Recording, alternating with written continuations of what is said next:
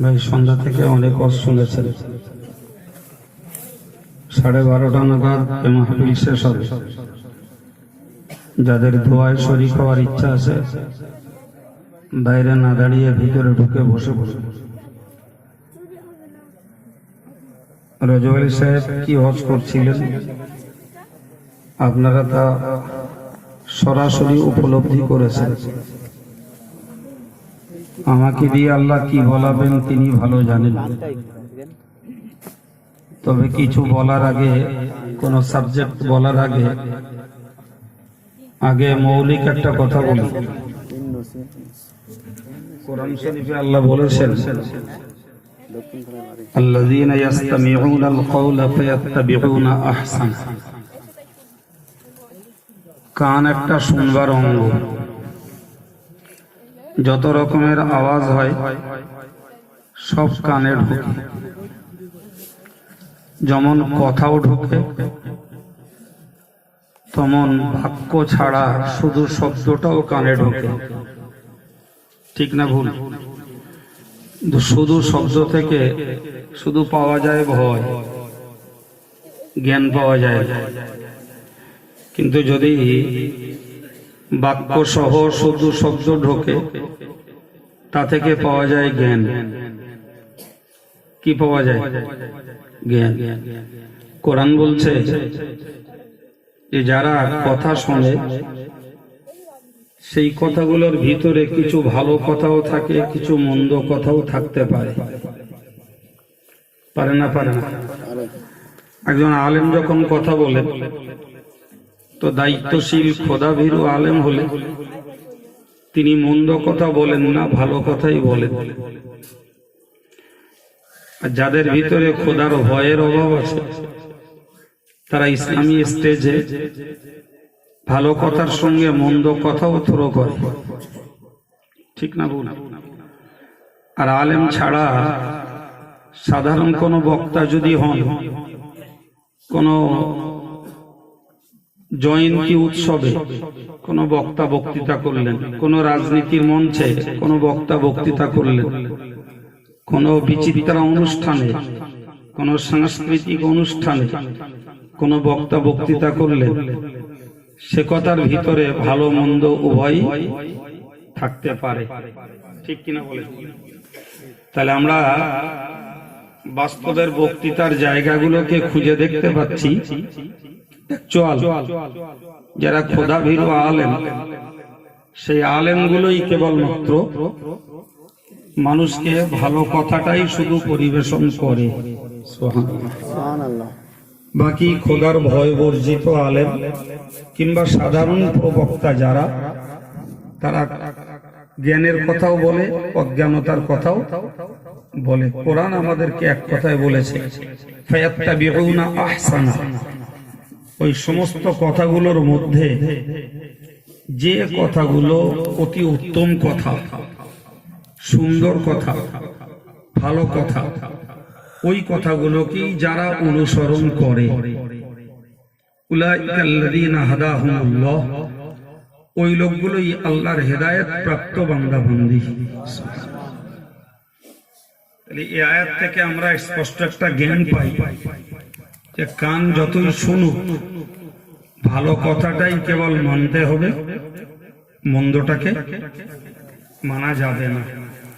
চাই সে কোনো আলেম বলুক, কোন রাজনীতির বক্তা বলুক, কোন জয়ন্তী উৎসবের বক্তা বলুক, কোন সাংস্কৃতিক অনুষ্ঠানের বক্তা বলুক, কারো কথাই অনুসরণ করা যাবে।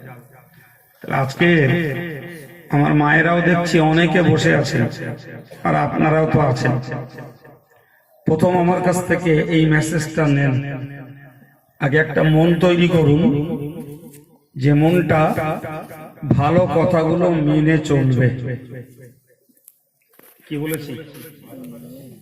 ভালো কথাগুলো মেনে চলবে, এরকম একটা মননশীলতা গঠন করার আগে দরকার। তা না হলে রজব আলী সাহেবের টাইম ছিল 9:30 11টা। আমি যেখানেই থাকি আর যত ক্লান্তই হই, যথারীতি আমার প্রতিশ্রুত 11টা 12:30, আমি 11টার কাঁটা ছুঁয়ে পৌঁছে গেছি। রজব আলী সাহেব তার টাইম পাস করে তিনি বিদায় নিয়েছেন, আমি আমার টাইম পাস করে বিদায় নেব। এই হাজার হাজার টাকা খরচা করা পরিবেশ কাল সকাল হতেই লন্ডভন্ড হলো, ঠিক না ভুল? এর মূল স্বার্থটা কি? মূল স্বার্থটা কি? মূল স্বার্থ কি আলেমদের গল্প? মূল স্বার্থ কি সৌন্দর্য মণ্ডিত প্যান্ডেল? মূল স্বার্থ কি শিল্পীদের দিয়ে গজল গাইয়ে মেয়ে মরদ এক জায়গায় করা? কথা বলেন না কেন? মূল স্বার্থ কি খিচুড়ি খাওয়ানো? তাহলে মূল স্বার্থ কি? জ্ঞান অর্জন করা। আর এর বিনিময়ে আল্লাহ যে সওয়াব দেবেন জীবিতরাও পাবে, মরারাও পাবে, তাই তো নাকি? তো মরাগুলোর সওয়াব দেওয়ার জন্য এই খরচা করার কোনো দরকার নেই, কোনো প্রয়োজন নেই। প্যান্ডেলওয়ালা নেবে, আলেম নেবে, সাউন্ডম্যান নেবে, খিচড়িওয়ালা নেবে, কোনো খরচার দরকার নেই। ওই মসজিদে বসে ইমামকে দিয়ে ঘোষণা করাবেন, 8 ঘন্টা বসুন, সুবহানাল্লাহ, আলহামদুলিল্লাহ, কালেমা শরীফ, দরুদ শরীফ সবাই মিলে কিছুক্ষণ পড়ুন, 15 মিনিট পড়ুন। ইমাম সাহেব সালাম কিয়াম দোয়া সবরেসানি করে দিক, মুর্দারা প্রচুর সওয়াব পাবে। প্যান্ডেল লাগবে না, তাবাররুক লাগবে না, আলেমের নজরানাও লাগবে না। এই কথা শুনতে পাচ্ছেন কিছু? হ্যাঁ, তাহলে এই পরিবেশটার গড়ার পিছনে যে হাজার হাজার টাকা জ্বলন জ্বালা হচ্ছে, এর মূল স্বার্থ হলো জ্ঞানের কথাগুলো শোনা, আর এর মধ্যকার ভালো কথাগুলোকে কি করা? কি করা? মেনে চলা। ওটাই কোরআনের ফর্মুলা। আর কোরআন তাদেরকে 2টো পুরস্কার ঘোষণা করেছে। একটা বলেছে ওরাই হলো হেদায়েত প্রাপ্ত বান্দা। সুবহানাল্লাহ। তাহলে যারা কানে শুনলো আর সেটাকে কাজে লাগালো না, এরা হেদায়েত প্রাপ্ত নয়। দ্বিতীয়ত কোরআন বলেছে উলাইকা হুম উলুল আলবাব, তারাই হলো প্রকৃতপক্ষে জ্ঞানী বান্দা বান্দি। তাহলে গাদাখানিক লেখাপড়া শেখার নাম জ্ঞান নয়।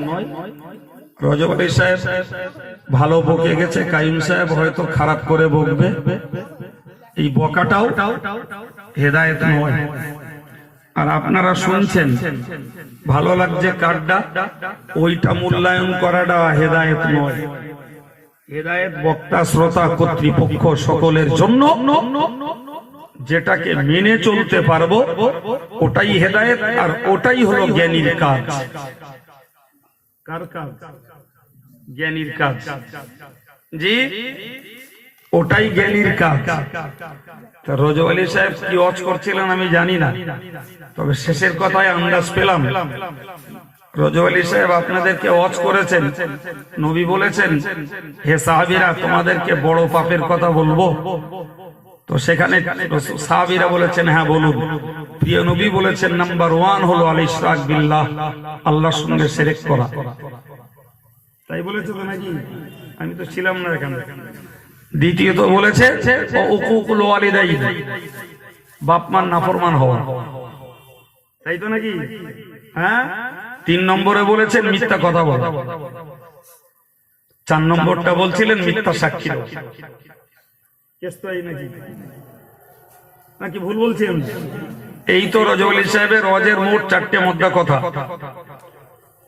একটা হলো শিরক করা বড় গুনাহ, বাপ মার নাফরমানি হওয়া, নাফরমান হওয়া, কথা বলেন বড় গুনাহ। মিথ্যা কথা বলা বড় গুনাহ, আর মিথ্যা সাক্ষী দেওয়া বড় গুনাহ। ভাই, এর উপরে রজব আলী সাহেব নিঃসন্দেহে আপনাদেরকে আরো সবিস্তার কথাবার্তা বলেছেন। জি, তো আমি বলি যে এই 4টের ভিতরে শেষেরটা মিথ্যা সাক্ষী দেয়া, ভাই এটার পর্যায়ে বা মুখোমুখি হতে হয় কম। এইটার মুখোমুখি হতে হয় কম, কিন্তু মিথ্যা কথার মুখোমুখি অনেক মানুষ। বাপ মায়ের নাফরমানির পরিস্থিতি অনেক মানুষ। শিরকের চরিত্রের সঙ্গে জড়িয়ে পড়া অনেক মানুষ। ঠিক তো নাকি? এখন রজব আলী সাহেব হাদিস দিয়ে যে কথাগুলো আমাদেরকে শুনিয়ে গেলেন ভাই, এই কথাগুলো যদি আমাদের সম্মুখে আসে আর আমরা যদি সেইগুলোকে হাদিস অনুযায়ী বাদ দিয়ে শিরকের পরিবর্তে ঈমান, বাপ মায়ের নাফরমানির পরিবর্তে বাপ মায়ের আনুগত্য স্বীকার এবং মিথ্যার পরিবর্তে সত্য অবস্থান, মিথ্যা সাক্ষীর বদলে যদি মুন্ডু কাটা যায় যাবে সত্য সাক্ষী দেব, এই চারটে চরিত্র নিতে পারি তবেই হলো হেদায়েত প্রাপ্ত আর তবেই হলো জ্ঞানী। আর এই কোরআন হাদিসের বয়ান শুনবার পরে এর উল্টো পথে যদি অবস্থান নেই তাহলে গল্প ছাড়া আর কিছু না। কথা বলেন না কেন? আমার বলে বোঝান। আমি জামিয়ার লোক, আপনারা জামিয়ার খাদেম, বাড়ি কেশবপুর, শ্রোতা থাকতে পারে আর 5 গ্রামের, কিন্তু কেউ তো দূরের না, সব তো কাছে। হ্যাঁ, ভুল হয়ে গেলে পরে আমার শিখিয়ে দেবেন, আর কোনোদিন বলবো না। আর যদি ঠিক বলি এই ব্রেন গুলো ঘেনু আছে, ভাবতে হবে কথা ঠিক না ভুল। প্রিয় ভাই, তো আমি আপনাকে এই শুরুতেই বলেছি যে যত কথা কানে আসে তার মধ্যে ভালোগুলোকে যারা অনুসরণ করে আল্লাহ পাক তাদের জন্য 2টো সার্টিফিকেট দিয়েছেন। কি কি বলেন? আমি দুটোই বলে দিয়েছি। জিজ্ঞাসা করছি মানে এবার ব্রেনে ধরবে, এতক্ষণ প্লেন শুনেছেন, এবারে অ্যাকচুয়াল কথাটা ক্যাচ করবে। কি কি? পর বলতে হবে না, এক্ষুনি তাই মনে হচ্ছে না, পরে খিচড়ি দিলি থাকে এমনি উঠে চলে যাবেন।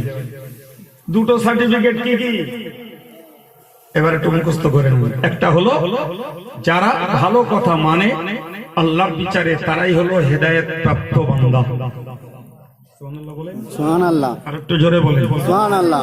কোরআন শরীফে আল্লাহ বলেছেন, ফামান তাবিয়া হুদায়া ফালা খাউফুন আলাইহিম ওয়ালা হুম ইয়াহজানুন। সুবহানাল্লাহ বলেন। যারা যারা কোরআন বলছে যারা আমার হেদায়েতের তাবেদার হয়, অর্থাৎ আমি যে সরল সহজ কথাগুলো মানুষকে বলেছি এইগুলোকে যারা মেনে চলে, না রয়েছে তাদের কোনো ভয়, না রয়েছে তাদের কোনো দুশ্চিন্তা। হবে না? জি প্রিয় ভাই, হাদিস শরীফে এসেছে রাসূল করিম সাল্লাল্লাহু আলাইহি সাল্লাম বলেন, মান ক্বালা বিহি ফাকাদ সাদাকা। মন দেন আমার প্রতি, অন্য মনস্ক হবেন না। আমি সময় পাস করা লোক না, টাইমটা অজেই কাজে লাগাই। রাসূল বলেছেন যারা কোরআন দ্বারা কথা বলে তারা সত্য বলে। সুবহানাল্লাহ। ওমান আমিলা বিহি উজিরা। আর যারা কোরআনের বর্ণিত বিষয়ের উপরে আমল করে তাদেরকে আল্লাহ পুরস্কৃত করেন। সুবহানাল্লাহ। ওমান হাকামা বিহি উদিলা। যারা কোরআন দ্বারা সমস্যার সমাধান করে তারাই ন্যায় বিচার করে। জি, কোরআন দ্বারা যারা সমস্যার সমাধান করে তারাই ওমান হুদিয়া ইলাইহি ফাকাদ হুদিয়া ইলা সিরাতিল মুস্তাকিম।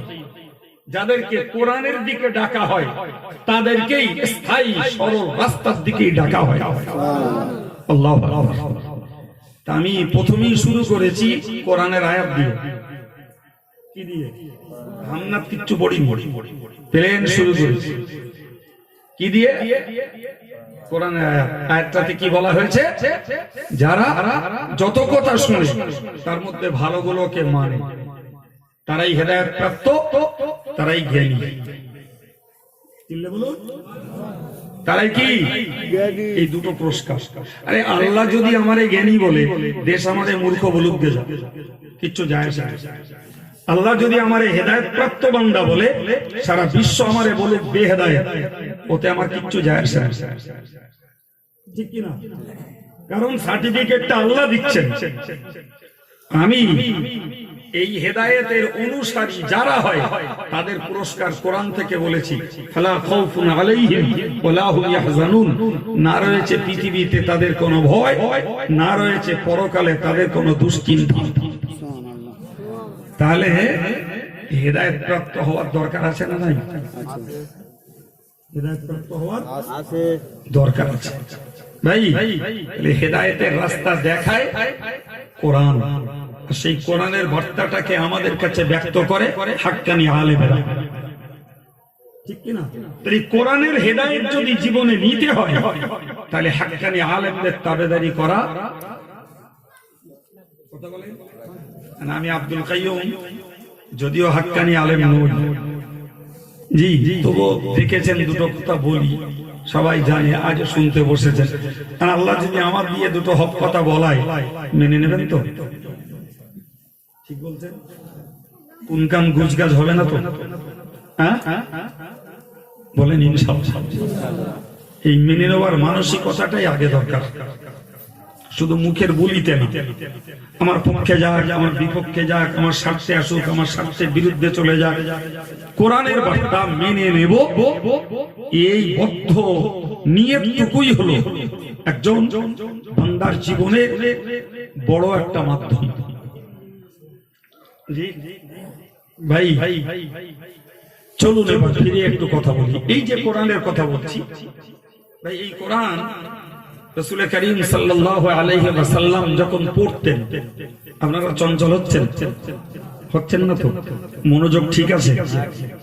জি আমি কি বলি আপনাকে, দারুণ ভাবে অসুস্থ আছে, প্রচন্ড ভাবে। সে অসুস্থতার শেষ, সন্ধ্যাবেলা উঠতেও পারছিলাম না, নিজে হাঁটতে পারছিলাম না, ছেলেরা ধরে গাড়ি তুলে দিয়েছে, এত পরিমাণ দুর্বল। সারাদিন প্রচুর পেট নেমেছে, ওই অবস্থায় চলছে, কিন্তু কেউ তো কারোর হক ছাড়বে না। আমি যদি এরকে 10 বার বলি ভাই আমি হাঁটতে পারছি না, উঠতে পারছি না, হসপিটালে না থাকা পর্যন্ত বলবে হুজুর আসেন, কিচ্ছু বলতে হবে না, একটু দোয়া করতে যাবেন। আর আসলে বলবে হুজুর এত লোক আপনার জন্য বসলে একটু না বললে লোকগুলো কি মনে করে, মানে জলিলা যুক্তি পারলি। ফলে আগে যাদের সভা ছিল তার গাও কিচ্ছু বলিনি, এর গাও কিচ্ছু বলিনি। আসলি বলছিল যে একটু বসেন, আমি বলি বসা মানে ফালতু রাত জাগা। আমার সময় 11টা 12:30, ডিউটি পালন করলেই আমার অজীবী দায়িত্ব পালন, ঠিক কিনা? সেই দায়িত্ব পালন করার জন্য বসছি। অমনোযোগী হলে আপনাদের লস। তবে আমি বলো গোড়ায় ভিত তৈরি করে নিছি, নাকি আলগা করে কথা বলছি? জি ধর্ম তো শোল মাছ, ঘাই চেপে নিছি। তুমি যতই হড়ো এর মধ্যে, বাইরে যাওয়ার লাইন নেই, ঘাই কাটাই দিয়েছি, ঠিক কিনা? তার মানে আগেই বলে নিয়েছি, ভালো কথা মানে যারা, তারাই হেদায়েত প্রাপ্ত, তারাই জ্ঞানী। যারা হেদায়েত প্রাপ্ত হয় তাদের না রয়েছে ভয়, না রয়েছে দুশ্চিন্তা। কথাগুলো বলেছি কোরআন থেকে, পরে হাদিস দিয়ে বুঝিয়েছি। কোরআন দ্বারা যারা কথা বলে তারা সত্য বলে, কোরআনে যারা আমল করে তারা পুরস্কার পায়, কোরআন দ্বারা যারা বিচার করে তারা সুবিচার করে, কোরআনের দিকে যাদেরকে ডাকা হয় তাদেরকেই সঠিক রাস্তায়। সুবহানাল্লাহ বলেন। ভাই এই যে কমিউনিটি বলেছি, এটি কত জ্ঞানের কথা আল্লাহ বলিয়েছেন, হিসাব করে নেবেন, এখন না, এখন শুধু কানে ঢোকা। এরপরে বলছি ভাই ভালো করে মনে রাখুন, বিশ্বনবী মুহাম্মদুর রাসূলুল্লাহ সাল্লাল্লাহু আলাইহি ওয়াসাল্লামের কাছে আল্লাহ এই কোরআন পাঠালেন। কার কাছে পাঠিয়েছেন? বিশ্বনবীর কাছে কোরআন পাঠিয়েছেন। কোরআনের ধারা বিবরণী হলো ভাই, কোরআনের ধারা বিবরণী কবিতা আকারের। কিসের আকারে? কবিতা আকারের। কবিতার আমরা সব থেকে বড় আকর্ষণীয় যেটা শুনি সেটা হলো লাইনে লাইনে মিল। লাইনে লাইনে দিল যে আমার ঝলসে গেল, নবী দেখা দাও, দয়া করে নবী তুমি আমায় ডেকে নাও। ওইটা মিল, আর ওইটা কায়দা করে সুর করে বললি মনের ভিতরে শুরু হলো আন্দোলন। কি সুন্দর বলতেছে, কথা বলে গাইবে একজন, বাঁচতে যদি না পারা যায় বেলাল ভালোবাসা, মরুর বুকে মিটে কি যায় তোমায় দেখার আশা। কি আবেগের কথা, কি আবেগের। দূর ভারতে বসে আমি ভাবিতে পারি না, জি কবে আমি কবে যাব আমি সোনার মক্কা মদিনা। সব কিসের কথা বলেন? বলেন আবেগের কথা। যে বলে সে মিথ্যা কথা বলে, কথা বলেন না কেন? হ্যাঁ? যে বলছে দিল যে আমার ঝলসে গেল, আর কি দিল ঝলসায়, লোকে বলে রেখেছে তাই গাইছে, ঠিক কিনা? লোকে বলে রেখেছে তাই গাইছে, ওর মুখেও কথা মানায় না, ও তো মিথ্যা কথা বলছে, ঠিক কিনা? জি প্রিয় ভাই, কিন্তু মনে রাখতে হবে আরবের লোকেরা কবিতা তৈরি করাতে আর কবিতা গাওয়াতে খুব পটু ছিল। কবিতা তৈরি করায়ও যেমন দক্ষ, কবিতা গাওয়াতেও আল্লাহ পাক কোরআনটাকে কি সুন্দর করে দিলেন। বিসমিল্লাহির রহমানির রহিম, আলহামদুলিল্লাহি রাব্বিল আলামিন, আর রহমানির রহিম, মালিকি ইয়াউমিদ্দিন, ইয়্যাকা না'বুদু ওয়া ইয়্যাকা নাস্তাঈন, ইহদিনাস সিরাতাল মুস্তাকিম, সিরাতাল লাযীনা আন'আমতা আলাইহিম গায়রিল মাগদুবি আলাইহিম ওয়ালাদ-দাল্লিন। মিল আছে না নাই? বুঝে বলছেন না, না বুঝে? এই মিল আছে না নাই? রাসূলুল্লাহ পড়ছিলেন বিসমিল্লাহির রহমানির রহিম, লা উকসিমু বিয়াউমিল কিয়ামাহ ওয়া লা উকসিমু বিন নাফসিল লাওয়ামা আয়াহসাবুল ইনসানু আল্লান নাজমা'a ইযামা বালা কাদিরিনা আলা আন নুসাউফিয়া বানানা। মিল আছে? কথা বলেন।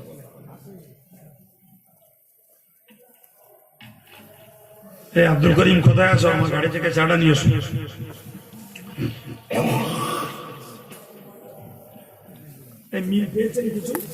টোটাল কোরআন শুনবেন আলহামদুলিল্লাহ।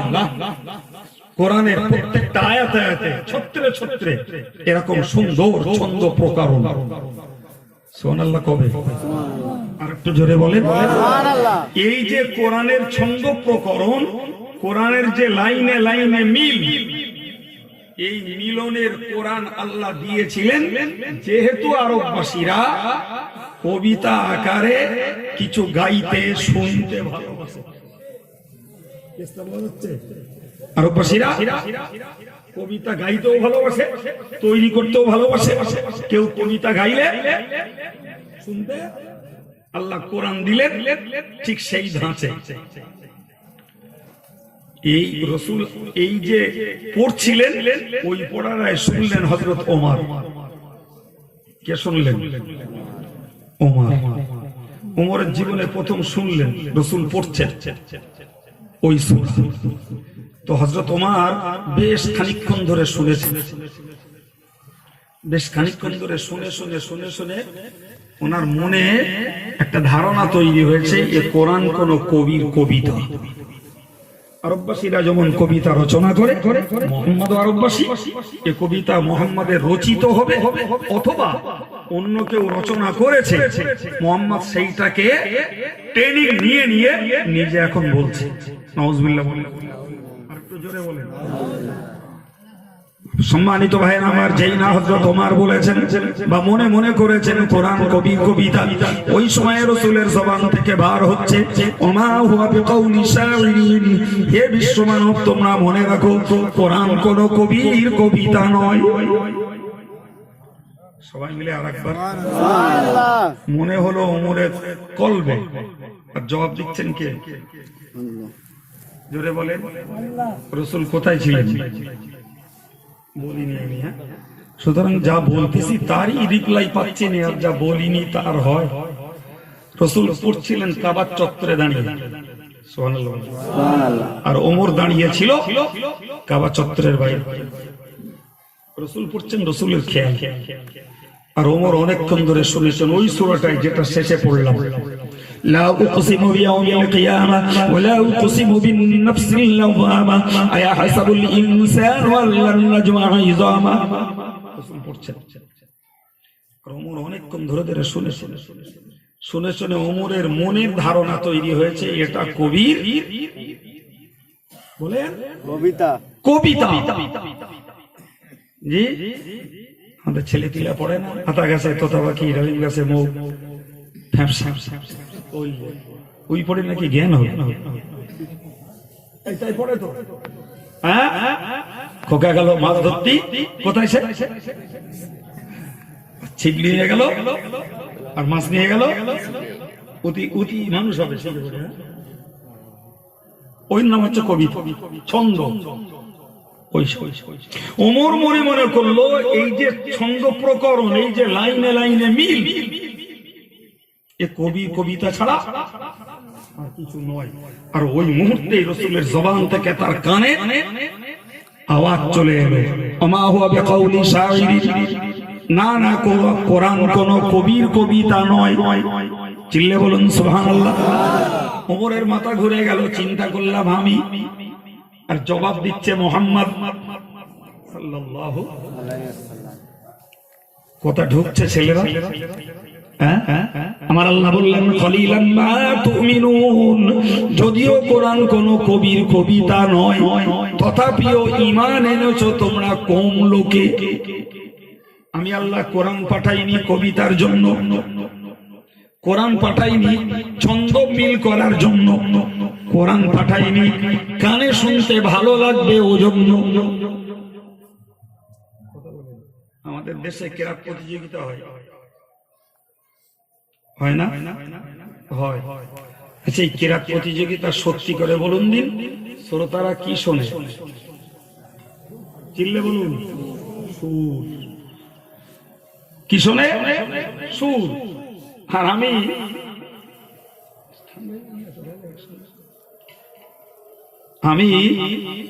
ওইগুলো দেখি, দেখে দেখে বুঝি যে কারির দম যত বেশি, তারই পিছনে লোকে হই হই করে তত বেশি।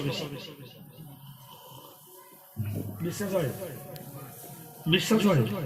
যে ছেলেটা ফার্স্ট হয় আলহামদুলিল্লাহ, তার পড়াও সহি। যে ছেলেটা থার্ড হয় তার পড়াও সহি। মাঝখানে তারতম্য হলো দুজনের ধাঁচ একটু ভিন্ন, আর এর থেকে ফার্স্টে হয়েছে ওর দম বেশি।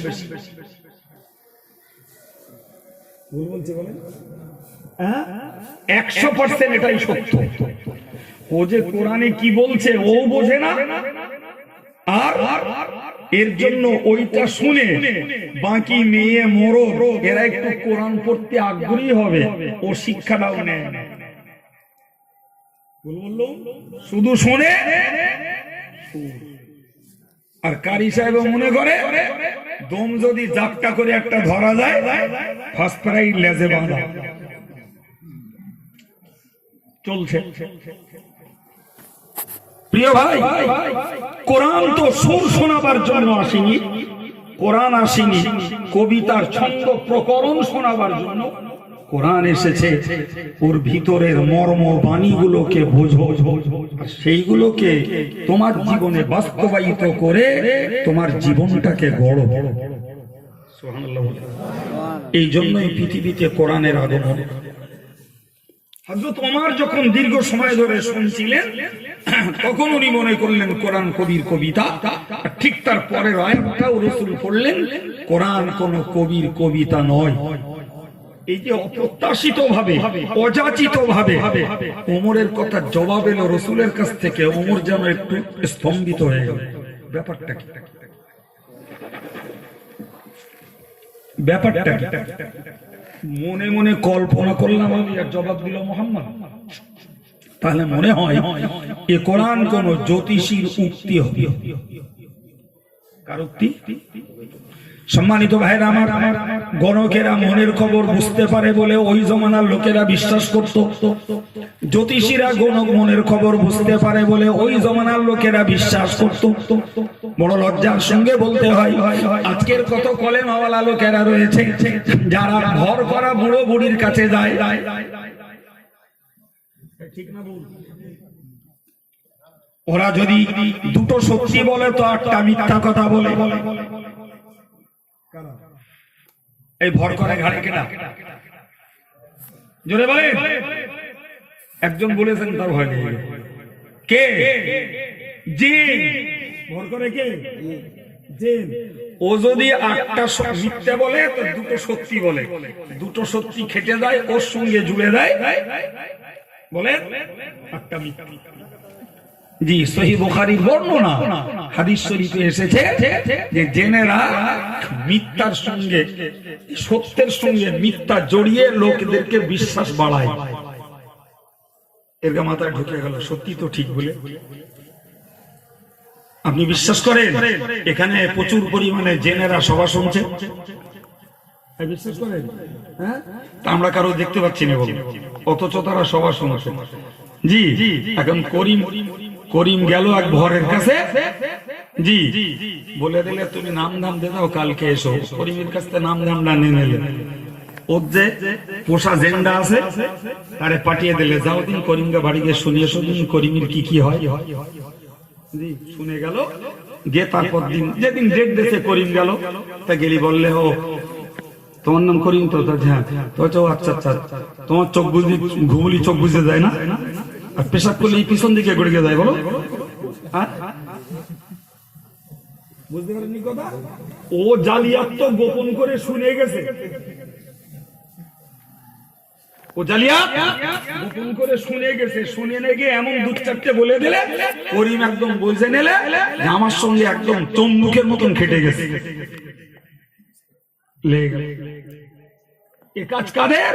জেন জাতি আজকের যুগের ভদ্র শিক্ষিতরা কলকাতায় যে দেখুন সকালবেলা পকেটে 20 টাকা বের করে দিচ্ছে টিয়া পাখির কাছে। কার কাছে?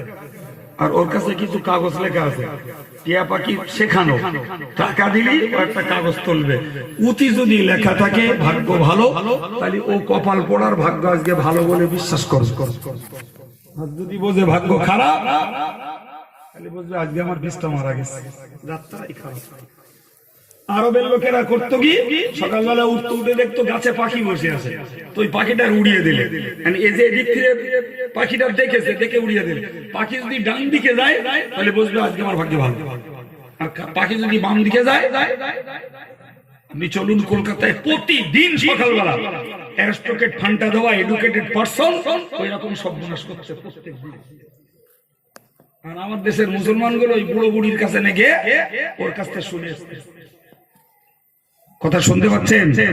জি ভাই, কেউ আবার হাত গোনায় দেখে দেখে বললে তোর এবছরটা ভালো যাবে না, এবছরটা খারাপ যাবে, তুই লেখাপড়া শিখেছিস, তোর ভাগ্যে চাকরি নেই। হ্যাঁ না বলেন?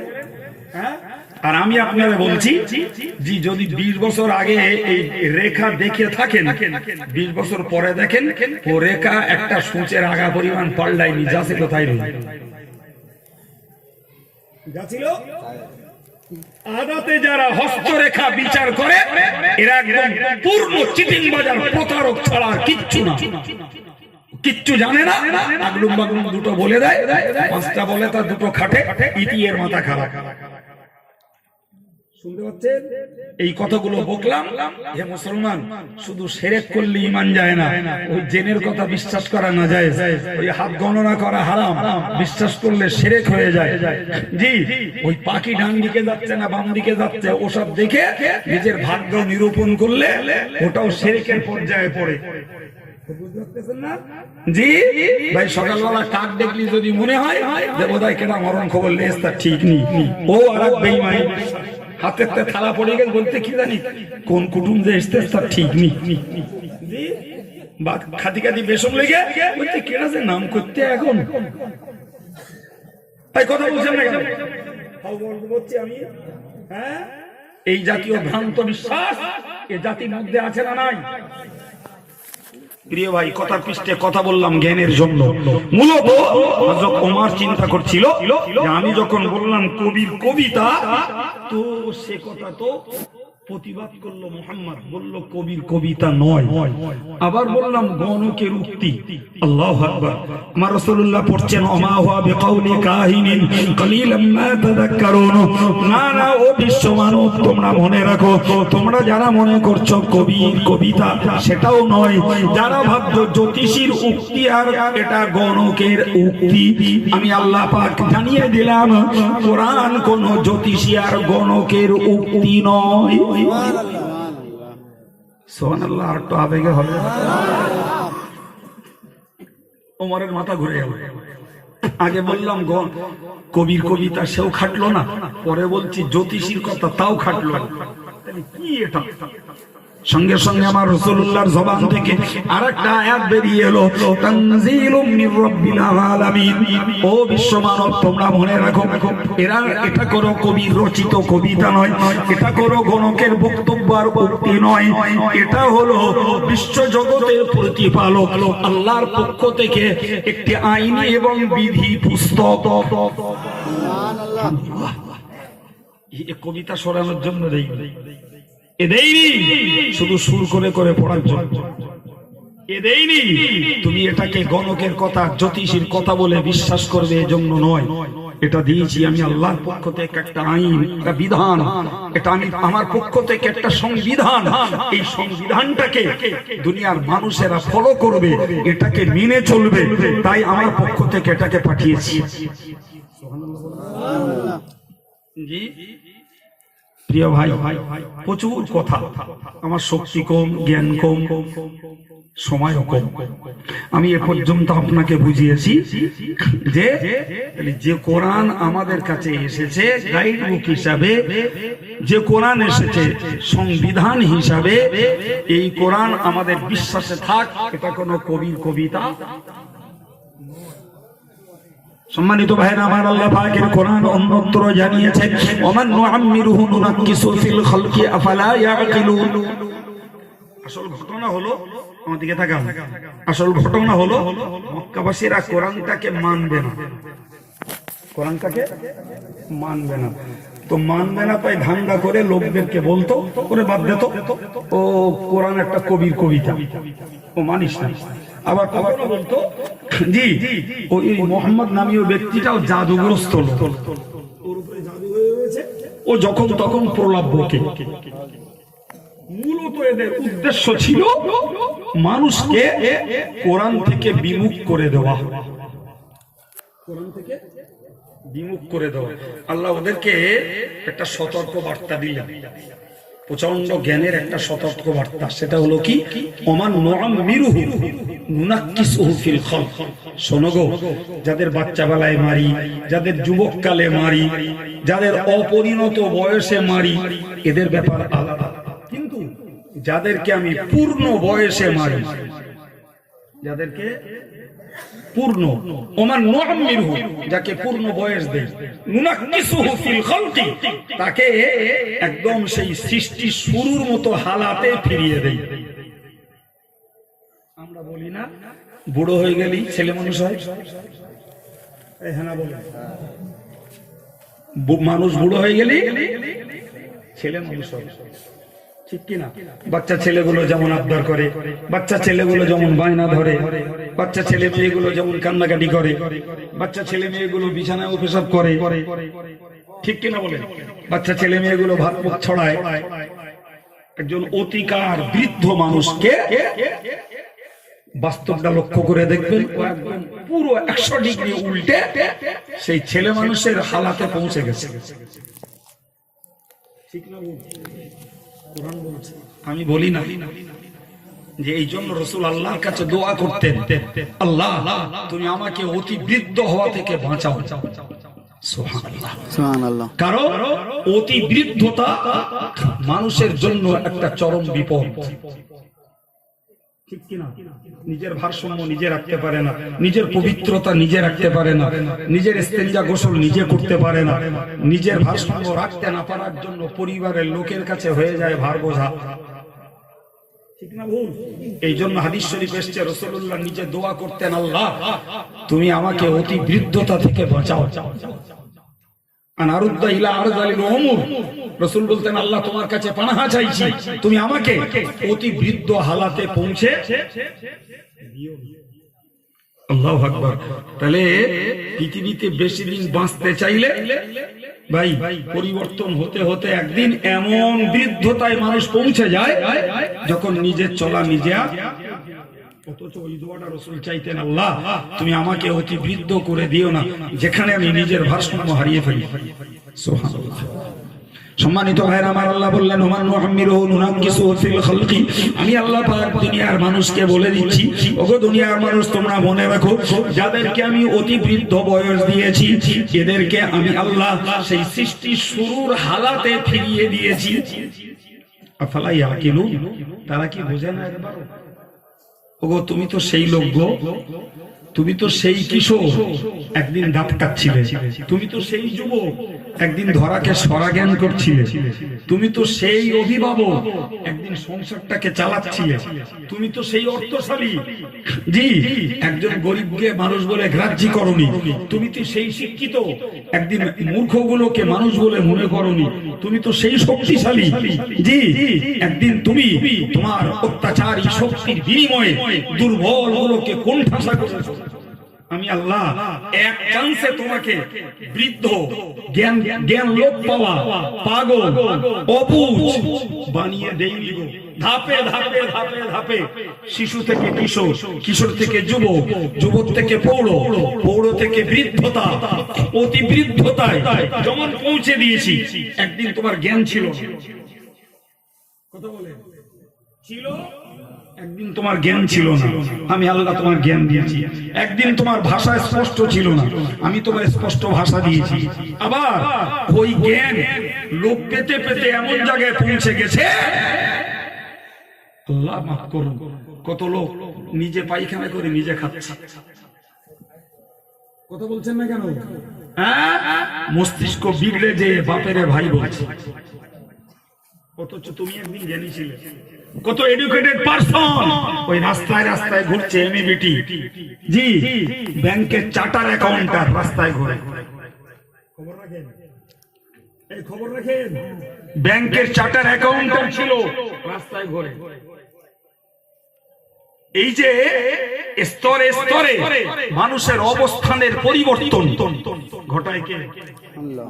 আল্লাহ বললেন এই অবস্থার কথা স্মরণ করিয়ে আফালা ইয়াকিলুন, ওরা কি বোঝে না একবারও যে ছিল অজ্ঞানী বানালাম জ্ঞানী, ছিল দুর্বল বানালাম সবল জি, ছিল দরিদ্র বানালাম ধনী, ছিল শক্তিশালী বানালাম অসহায়, ছিল অত্যন্ত বুদ্ধিমান বুদ্ধিদীপ্ত তাকেই বানিয়েছি আমি আল্লাহ বুদ্ধি হারা।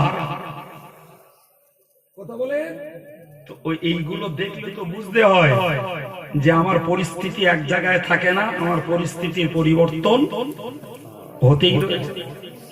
হে আরববাসী, তোমরা মনে রাখো, আজকে কোরআনকে মানবে না বলে কোরআনের বিরোধিতা করার জন্য তোমরা বলছো কোরআন গণকের উক্তি, কোরআন জ্যোতিষীর উক্তি, তোমরাই বলছো মুহাম্মদ জাদুগ্রস্ত ব্যক্তি, সুতরাং কোরআন হলো তার প্রলাপ। আমি আল্লাহ পাক তোমাদেরকে জানিয়ে দিলাম ওমা আল্লামনাহু শি'রা, না না না, আমি আমার নবীকে কখনো কবিতা শেখাইনি। কবিতা শেখাইনি না না, আমার নবীর জন্য কখনো কবিতা গাওয়া, কখনো শিল্পী দিয়ে শিল্পী হয়ে গজল গাওয়া, কখনো নবীর শোভার জন্য শোভনীয় নয়, নবীর জন্য ওটা শোভনীয় নয়। আমার নবী না কবিতা আমি শিখিয়েছি, না নিজে নবী কবিতা গেয়েছেন, না নিজে নবী কবিতা রচনা করেছেন, না অন্যের রচিত কবিতা নবী গেয়েছেন।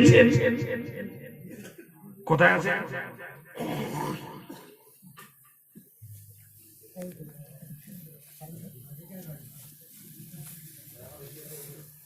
কি গল্প করতে দাদু?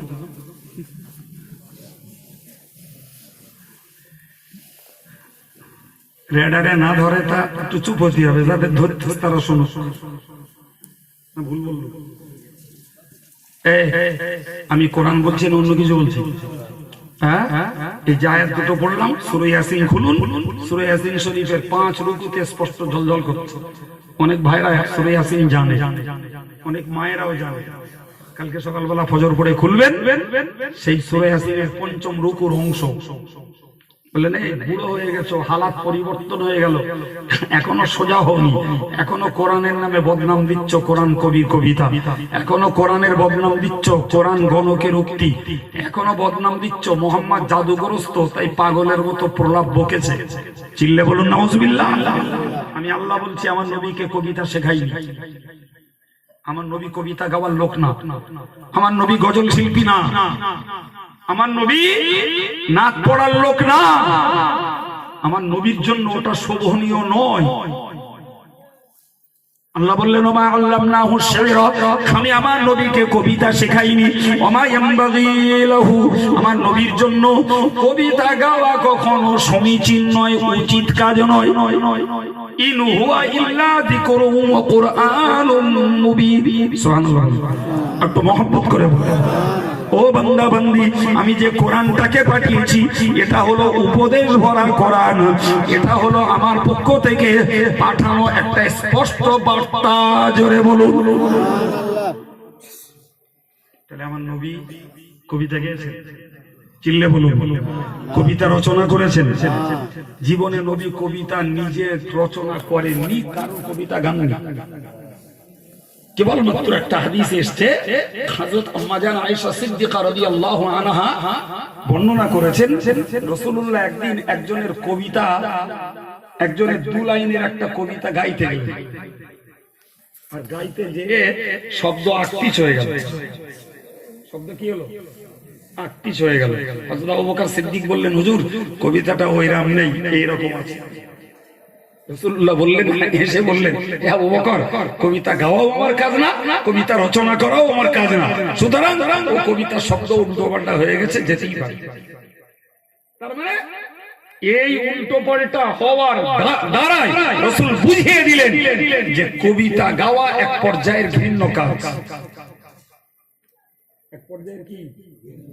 জি হ্যাঁ, জি প্রিয় ভাই, ওই জমানার সুবিখ্যাত কবি ছিলেন লবিব। তার একটা ছোট্ট কবিতা ছিল, আলা কুল্লু শাইইন মা খাল আল্লাহু বাতিল। এই বিশ্ববাসী সতর্কতার সঙ্গে শোনো যে আল্লাহ যা কিছু সৃষ্টি করেছেন বিশ্ব জুড়ে একটিও বেকার সৃষ্টি করেন। জি প্রিয় ভাই, তাহলে কবিতা গাওয়া এটা নবীর জন্য যদি শোভনীয় না হয়, নবীর জন্য যদি ওই শিক্ষা করাটাও শোভনীয় না হয়, এখন টুক করে বলবেন আলেম কবিতা পড়বে, হাফেজ কবিতা পড়বে, জি ইসলামী মঞ্চগুলো শিল্পী দিয়ে ওয়াজের ইজ্জত হানি করা হবে, জি কবিতা গাইয়ে মেয়ে মরদ একাকার করে দিয়ে মানুষের কোরআন হাদিসের হেদায়েত নেওয়ার পরিবর্তে সুরে মাতিয়ে তোলা হবে, এটাও কি খুব হেদায়েতের পক্ষের কাজ মনে হচ্ছে? এইবার বোধ হয় কামি সাহেবের রস গেলা কষ্ট লাগে, কিছু বলে কষ্ট লাগছে? হ্যাঁ, আমি পুঁথি পড়ছি নাকি? আল্লাহ পাক কোরআন শরীফে বলেছেন, ও আমার বান্দা বান্দি, তোমরা মনে রাখো, ইন হুয়া ইল্লা যিকরুন ওয়া কুরআনুম মুবিন, নিশ্চিত কোরআন হলো উপদেশের বার্তা, ও কুরআনুম মুবিন, এবং স্পষ্ট বার্তা যেটা মানুষের জন্য অবশ্য পাঠনীয়। সুবহানাল্লাহ। কেন? লিউনদিরা মান কানা হাইয়্যাও ওয়া ইয়াহকাল্লাহু আলাল কাফিরিন। আল্লাহ পাক বললেন, এই কোরআনকে আমি পাঠিয়েছি তোমরা পড়ো, এর দ্বারাতে জীবিত যারা তারা শিক্ষা গ্রহণ করো, আর কুফরি অবস্থায় যারা মরে গেছে এই কোরআন তাদেরকে বার্তা দিয়েছে, তাদের জন্য আযাব সাব্যস্ত হয়েছে।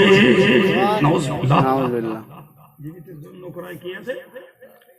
এই জীবিতের জন্য কি আছে কোরআনে? শিক্ষা। জীবিতদের জন্য রয়েছে ভীতির বাণী, ভয় করো।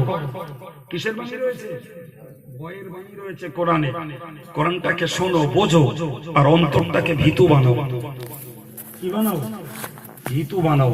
অন্তর যদি ভয় পায় তখন তোমার মন চাইবে কোরআনের হেদায়েত নিজের জীবনে কাজে লাগাতে। বড় দুঃখ, আজকে আমরা কোরআনটাকে শুরু করে সোনার খোরাক বানিয়েছি একদল, আর একদল মনে করছি জি গজল শুরু করে গাইলে অতি মজা, অতি তৃপ্তি। সুতরাং একদিন সবার, একদিন গজল শিল্পীর গজল, এক নতুন বেদাত, নতুন ফিতনা ওয়াজের নামে ওয়াজের মজলিসে চালু হয়েছে অধিকাংশ জায়গায়। জি জানতে পারি না, কখন ইউটিউব খেলে দেখি অমুক সবাই অমুক শিল্পী গজল গেয়েছে। আমি খবর রাখি না, ইউটিউব খুলে দেখতে হচ্ছে। কথা কিছু বুঝছেন? ওতে হেদায়েত রয়েছে। কথা বলেন না কেন? ওতে হেদায়েত রয়েছে। যে বলে সে সব সত্যি বলে, যারা শোনে ওই চরিত্রের জীবন গড়ে, ওতে কি কিছু জ্ঞান লাভ করে?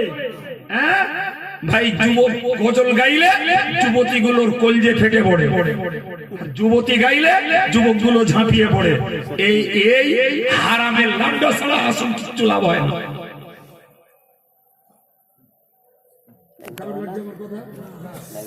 জি সম্মানিত ভাইরা আমার, মনে রেখে দিই, বিশ্ব নবী মুহাম্মদুর রাসূলুল্লাহ সাল্লাল্লাহু আলাইহি ওয়াসাল্লাম নিজে বলেছেন, তার একজন কবি যার নাম আনজাসা, বুখারীর বর্ণনা, আনজাসা উট চালাতেন। কি চালাতেন? উট। আর উটের একটা স্বভাব হলো, ওর পিছনে যদি একটু কবিতা গাওয়া হয়, উট খুব মস্তির সঙ্গে চলে, চাপিয়ে দেয় তো ঘাড়ে অনেক ওজনের বোঝা, কি দেয় তলপি তলপা কাঠ হেন সেন সবর পিটি চাপা, চলে তো মরুভূমিতে। ওর পায়ে তো জি অ্যাপেক্সের জুতো পরা নেই, খাদিমের বাটা পরা নেই, আছে নাকি? ওই তো মরুভূমির উপরে চলে, কষ্ট হয়, বোঝাও টানে। জি আল্লাহ ওরে বিচিত্র ভাবে সৃষ্টি করেছেন। কোরআন বলেছে, আফালা ইয়ানজুরুনা ইলাল ইবিল কাইফা খুলিকাত, তোমরা কি দেখো না ওই আল্লাহ উটটাকে কি ব্যতিক্রম নিয়মে সৃষ্টি করেছেন। সেটা কি? অল্প কথা একটুখানি মাথায় দিয়ে দেই, যেহেতু আয়াতটা পড়ে ফেলেছি। ব্যতিক্রম নিয়ম হলো, আমরা যে পানি খাই, জি তো পানি যতক্ষণ পেটে ধরাতে পারি, তৃষ্ণা লাগে যখন, তখন মনে হয় দুজক খেয়ে ফেলবো, 2 গ্লাস খেলেই ভরে যায়, ঠিক না?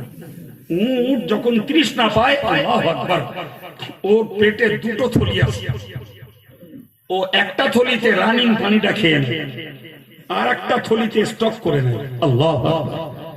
জি যেহেতু আল্লাহকে বানিয়েছেন মরুভূমির জাহাজ, মরুভূমির জান, ওই আরেক থলিতে ভরে নেয় মিনিমাম 15 দিন পর্যন্ত। ওর এক ফোঁটা পানি না খেলেও ওর স্টকিস পানিতেই ওর তৃষ্ণা নিবারণ হয়ে যায়। এই জন্য আল্লাহ কোরআনে বলেছেন, হে তোরা কি দেখিস না আমি উটটাকে বানিয়েছি কি বিচিত্র নিয়মে,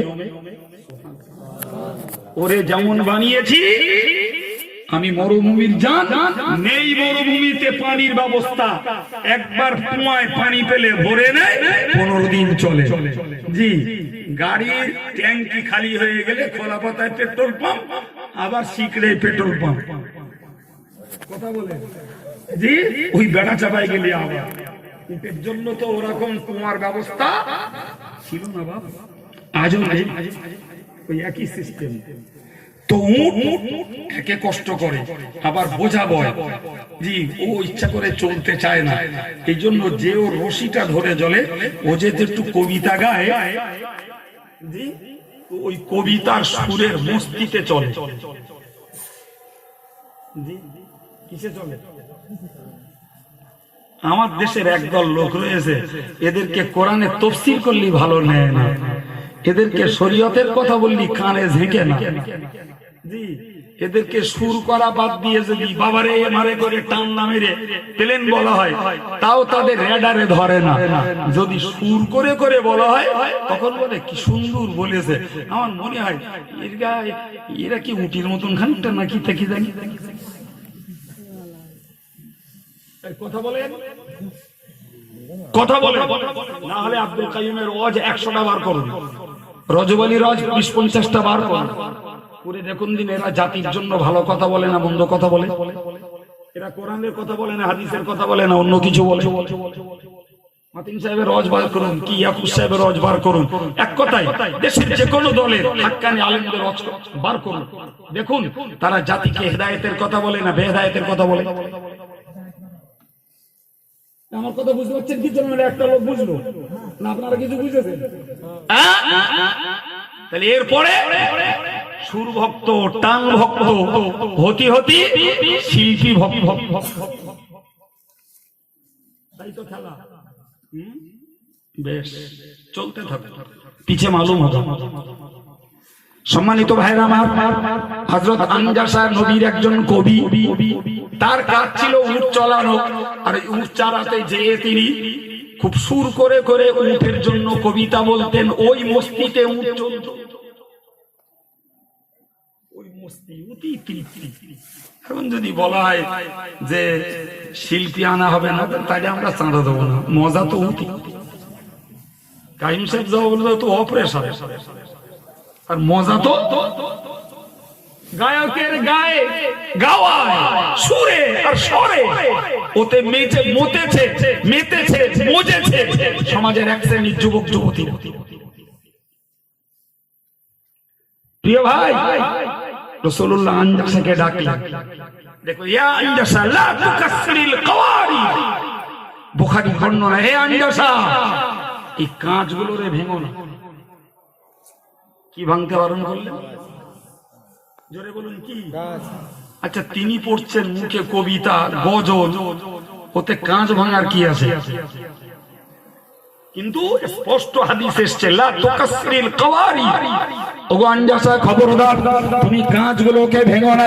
হাদিসের ব্যাখ্যাতে মুহাদ্দিসরা বলেছেন, আনজাসা যদিও মুখে কবিতা গাইছে, কিন্তু ওই কবিতা যখন মেয়েদের কানে পৌঁছাচ্ছে, মেয়েদের কাঁচের মতো অন্তরটা ভেঙে চুরমার হয়ে যাচ্ছে। কাঁচের মতো অন্তরটা তার স্বামীর কাছ থেকে ওই যুবকের প্রতি আকৃষ্ট হচ্ছে, তার স্বামীর কাছ থেকে ওই গায়কের প্রতি অভিষ্ট হচ্ছে। তার স্বামীর প্রতি তার নিবেদিত অন্তরের তুলনায় ওই গায়কটাকে মনের কোণে জায়গা দিয়ে স্বামীর প্রতি রুষ্ট আর রূঢ় তৈরি হচ্ছে। এটাই হলো কি ভাঙা। এই জন্য বড় পীর সাহেব কবিলা বলেছেন, যেখানে থাকে যুবতীদের আনাগোনা, সেখানে যুবকদের গজল গাওয়া হারাম। যেখানে থাকে যুবকদের আনাগোনা, সেখানে কোন প্রবীলা কণ্ঠে মেয়েদের গজল গাওয়া। কথা বলেন, এসব শরীয়তের বাঁধন, বিধান, বাউন্ডারি, সীমা আজকের যুগে আর কিছু বজায় আছে? সব একাকার হয়ে গেছে। এরা মোবাইলে গানে ব্যস্ত, বাজনায় ব্যস্ত, মোবাইলে চিত্ত বিনোদনে ব্যস্ত, মোবাইলে ফ্রি ফায়ারে ব্যস্ত, মোবাইলে পাবজিতে ব্যস্ত, মোবাইলে ন্যাংট উলঙ্গিনীর মতো মেয়েদের দেখায় ব্যস্ত, নেকের ছবি দেখায় ব্যস্ত। যাদের মাইন্ডটা এই তৈরি হয়েছে, ভাই আপনি বলুন, এরপরে যদি কোরআনের নীতির বিপরীত দিকে কবিতা আর আবৃত্তি আর গজল আর নাচ এ যদি হয়, সমাজের মানুষের মনের খোরাক, একদল মানুষের মনের খোরাক, তাহলে বুঝতে হবে ওদের মাইন্ডটা আসলে অন্যদিকে। জি, সেই অন্য মাইন্ডার খিদে পূরণ করার জন্য এই লাইনকে পুরো করতেছে। গোদা বাংলায় দুধের স্বাদ ভুলে মিটচ্ছে। কথা বলে আর নাইলে বস বন্ধ করতে। আমি বলে গোড়ায় বলে এসছি, একদম গোড়ায় বলেছি। জি, কাইম সাহেব হাক্কানি আলেম না, তবে যদি আল্লাহ দুটো হক কথা বলান মেনে নেবেন তো। তখন কি বলিলেন? মনে আছে না? ভুলে গেছে? না, মনে আছে। আমি ওই জন্যই বললাম ঘাই চেপে শুরু করিস।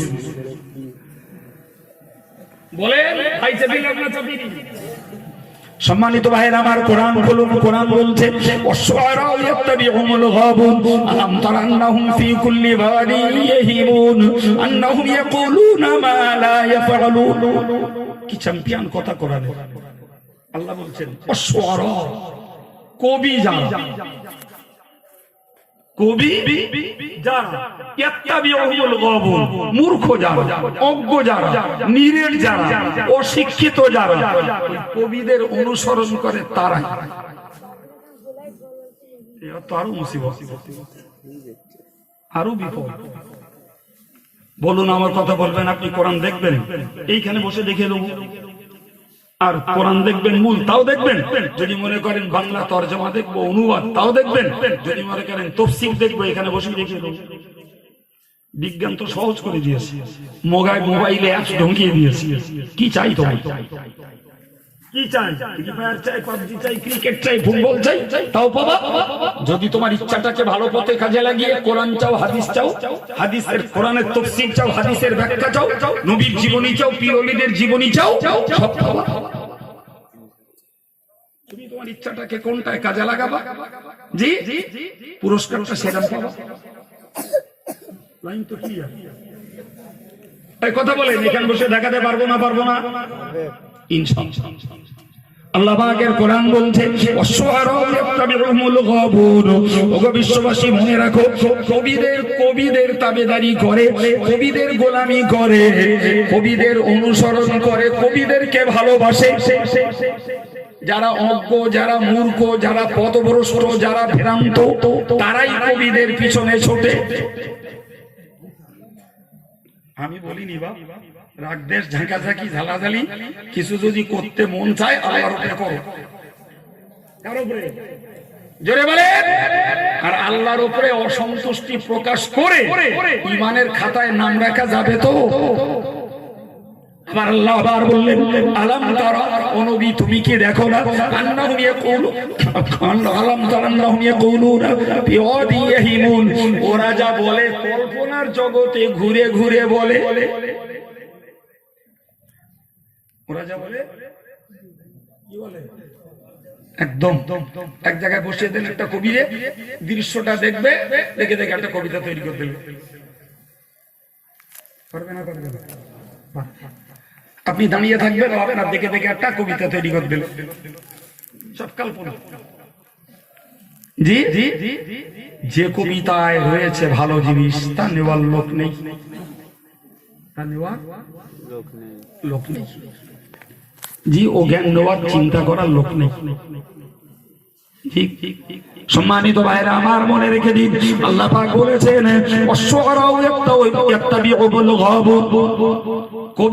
কবিদের তাবেদারি করে ভ্রান্ত যারা, মূর্খ যারা, অজ্ঞ যারা, তারাই। আবার বললেন, ও বিশ্ববাসী মনে রাখো, ওই কবিরা ঘোরে কল্পনার ময়দানে। আমি গোড়ার দিকে বলেছিলাম সেই কথাটার প্রমাণ নেন, স্পষ্ট কোরআন বলছে ও আন্নাহুম ইয়াকুলুনা মা লা ইয়াফআলুন, যা তারা করে না তাই তারা বলে,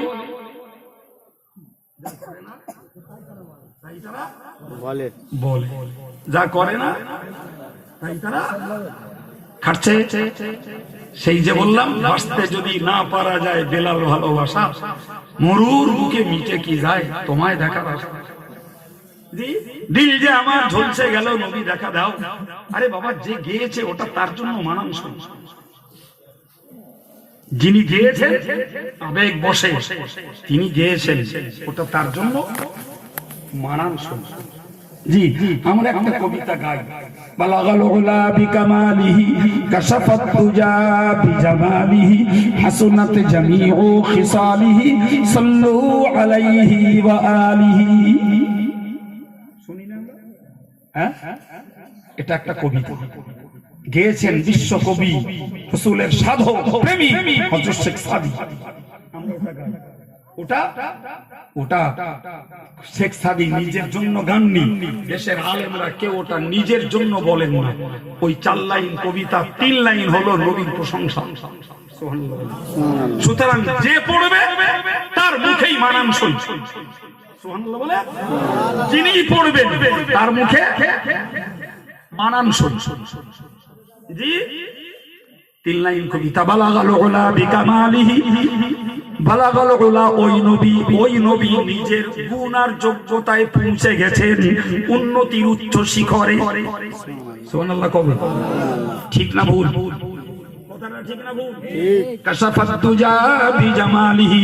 তার সৌন্দর্যে জগতের অন্ধকার কুসংস্কার দূরীভূত হয়ে গেছে, ঠিক না? হাসনাত জামিউ খিসালিহি, ওই নবীর সমস্ত স্বভাব চরিত্র আদর্শ আখলাক আমল সবগুলো উন্নত, ঠিক না? তাই 4 লাইনের বেলা শেখ সাদি বললেন সাল্লু আলাইহি ওয়া আলিহি, ও বিশ্ব মানব, যে নবী তার গুণ আর যোগ্যতায় উচ্চ শিখরে, যে নবীর সৌন্দর্যে জগতের কুসংস্কার দূর হয়েছে, যে নবী ব্যক্তি জীবনে অতি উত্তম আদর্শের মানুষ, তোমরা ওই নবীর প্রতি সল্লু, দরুদ পড়ো, সল্লু আলাইহি ওয়া আলিহি, তার প্রতি আর তার পরিবার বর্গের প্রতি দরুদ পড়ো।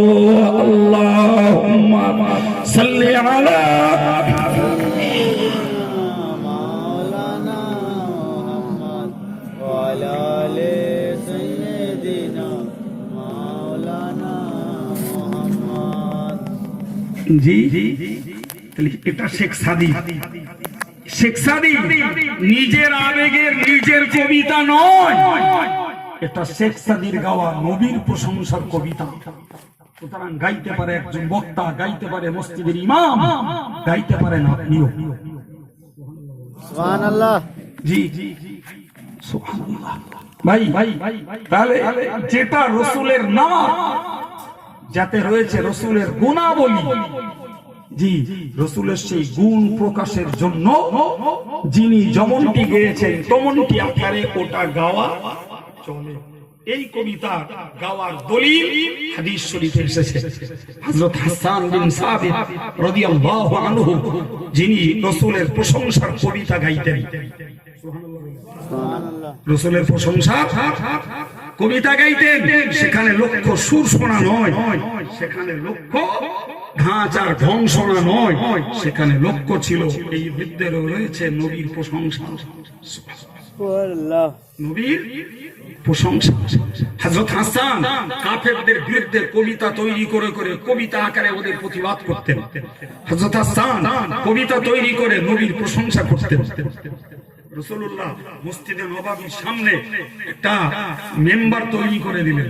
মেম্বার মানে উঁচু জায়গা করে দিয়ে বললেন, হে হাসান, তুমি এইখানে দাঁড়িয়ে দাঁড়িয়ে আমার সুখ্যাতি তোমার বচনে প্রকাশ করো আর কাফেরদের গালির জবাব দাও। তুমি যতদিন পর্যন্ত, যতক্ষণ পর্যন্ত আমার প্রশংসার পক্ষে কবিতা গাইবে আর ওই কাফেরদের মিথ্যা প্রচারের জবাব দেবে, আল্লাহ জিবরাইলকে পাঠিয়ে তোমায় সাহায্য করবে। সুবহানাল্লাহ, আল্লাহু আকবার। এই জন্য রাসূল বলেছিলেন, হাসানুহু হাসানুন কবিহুহু কবিহুন। ও বিশ্বমানব, তোমরা মনে রাখো, ওই সত্য কবিতা যেগুলি ওগুলো ভালো, কিন্তু যেগুলো কাল্পনিক ওগুলো তো ভালো নয়, ওগুলো মন্দ, সুবহান। ওগুলো জি ভাই। কোন কবি গেয়েছেন, মসজিদের এই পাশে আমার কবর দিও ভাই, আমি যেন কবর থেকে মুয়াজ্জিনের আযান শুনতে পাই। এটা তার আকাঙ্ক্ষা, এটা তার। আমি ওইটা গাইলাম, কিন্তু হকিকতে আমার কবরস্থান অন্য জায়গায়, সেখানে মসজিদ নেই। তাহলে আমার গাওয়াটা মিথ্যা হলো, ঠিক কিনা বলেন? ওই কবিতা গেয়েছেন যিনি, তিনি তার চিন্তায় আশা রেখেছেন, যদি মসজিদের পাশে আমার কবরটা হয়, মুয়াজ্জিন আযান দিলে আমি শুনতে পাবো। প্রিয় ভাই, তিনি যিনি গেয়েছেন এই কবিতা, তিনি কল্পনার জগতে ঘুরে ঘুরে বলেছেন, দেখবো এবার জগৎটাকে। কি বলেছেন? দেখবো এবার কেমন করে ঘুরছে মানুষ পৃথিবীর এই ঘূর্ণিপাকে। সব কল্পনা, সব কল্পনা। তাহলে আগের কবিতাটা তিনি গেয়েছেন তার আকাঙ্ক্ষা, যদি কবরের মসজিদের পাশে আযান হয় তাহলে শুনতে পাবো। আবার তিনি বলছেন জগৎটাকে দেখে নেবো এবার কে করে মানুষ এই ঘূর্ণিপাকে ঘুরছে। উঠবো এবার আকাশ পড়ে, পাতাল পড়ে আকাশে, সব কল্পনা। কথাগুলো কল্পনা নয় কি? কে গেয়েছেন? কে গেয়েছেন ভাই? কল্পনার জগতে তখন তিনি কবিতা গেয়েছেন, আর এবারে এই কবিতার জন্য তার প্রতি ফতোয়া জারি করেছেন।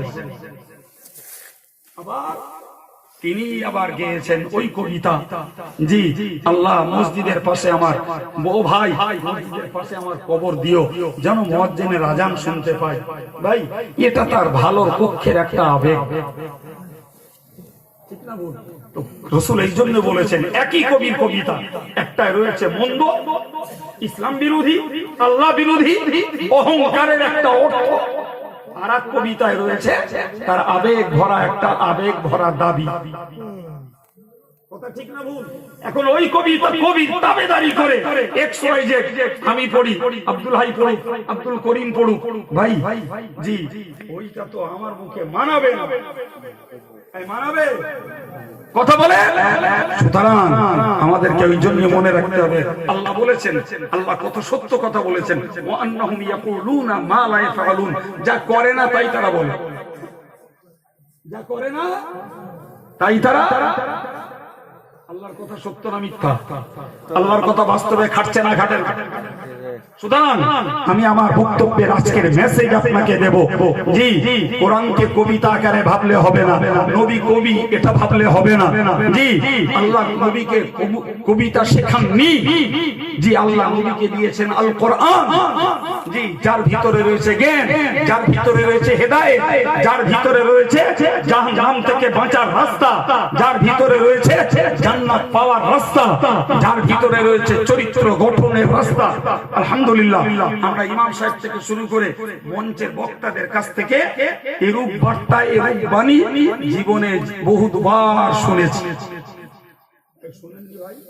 আমার যুবকেরা শুনিনি, আমার পর্দার মায়েরা শুনিনি, জি যে কোরআন শেখালো শোনালো, খবরদার হে মেয়েরা তোমরা তোমাদের চেহারা খুলে পরপুরুষকে দেখিও না।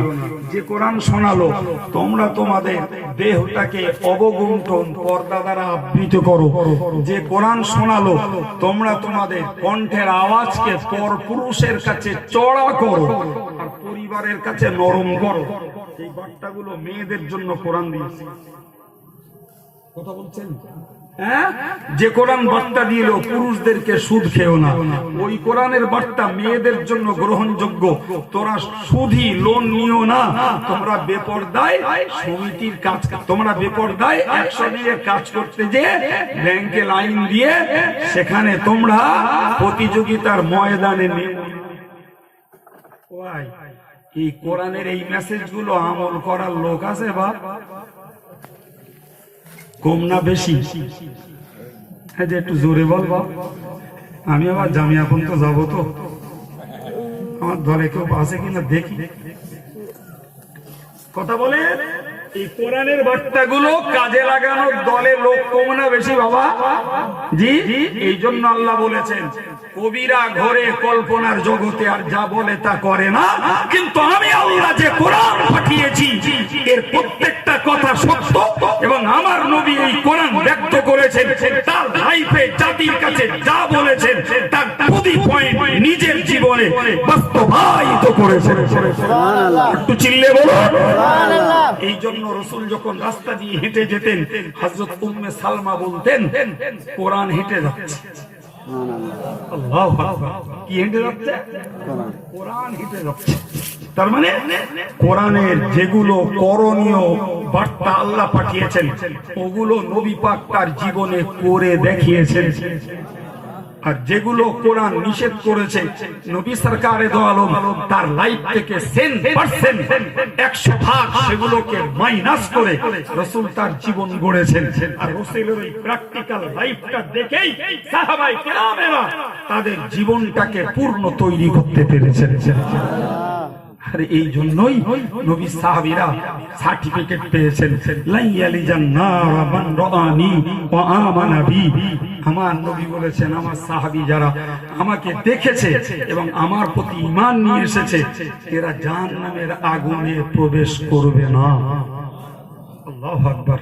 বরং রাদিয়াল্লাহু আনহুম ওয়া রাদু আনহু, আমার আল্লাহ বলেছেন আমার নবীর সাহাবীদের উপরে আমি খুশি এবং তারাও আমার বিধানের উপরে খুশি।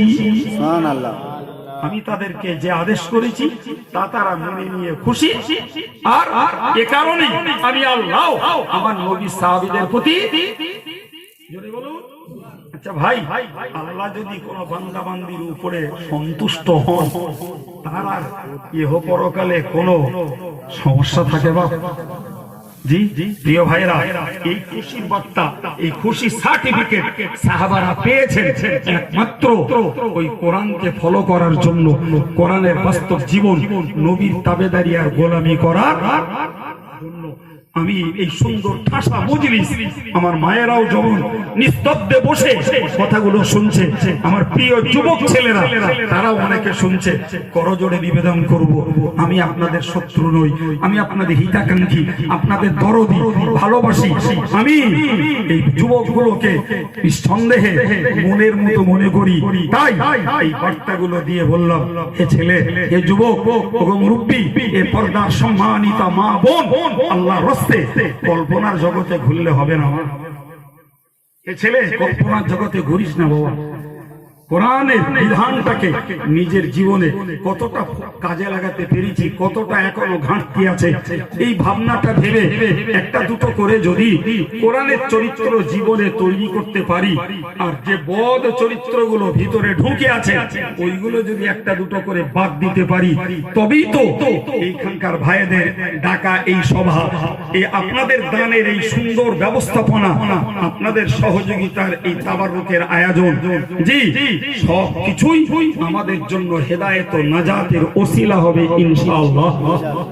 সম্মানিত ভাইরা, আমার যা কাজ উঠেছি, আলোচনা শুরু করেছি, জি যতটা দেওয়ার মতন আজকের জন্য ছিল আজকের মতো দিয়ে ফেলেছি।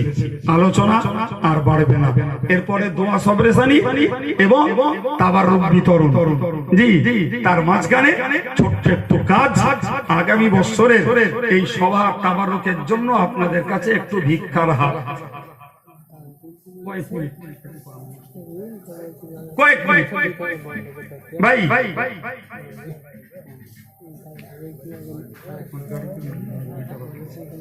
একটু বলেন, আপনাদের অশোনার হক নষ্ট করি। আমার এই কথাগুলো পাঠিয়ে দেখুন, কত শব্দ আমি এই সময়ের মধ্যে বলে ফেলেছি, অনেক কথা আল্লাহ বলিয়েছেন। সুতরাং আপনাদের অশোনার হক নষ্ট করি। একটু চাইছি, এই সুন্দর পরিবেশ গড়েছেন, হয়তো আগামী বছর আমার থাকা হবে না, কথার কথা, মাঝে মধ্যে আমার থাকা হয় না। জি তোমার আব্বা জি আমার এক ভাই, সম্ভবত ভাইয়ের বাড়ি নদিয়া, জি উনি 100 টাকা দিয়েছেন, আল্লাহ কবুল করেন, বলুন আমিন। আর একটু জোরে বলেন আল্লাহুম্মা আমিন। আর একজন ভাই এই পাশেরই ভাই, তিনি 50 টাকা দিয়েছেন। ভাই কে পারেন নগদ, কে পারেন একজন মা 500 টাকা দিয়েছেন, আল্লাহ তার নিয়তকে পূর্ণ করুন, জোরে বলুন আমিন। আর একটু মহব্বতের সঙ্গে বলেন আল্লাহুম্মা আমিন। নারায়ে তাকবীর, নারায়ে তাকবীর। কে পড়েন 500 টাকা দেবেন, 8 মণ চাল দেবেন, 1 বস্তা আলু দেবেন।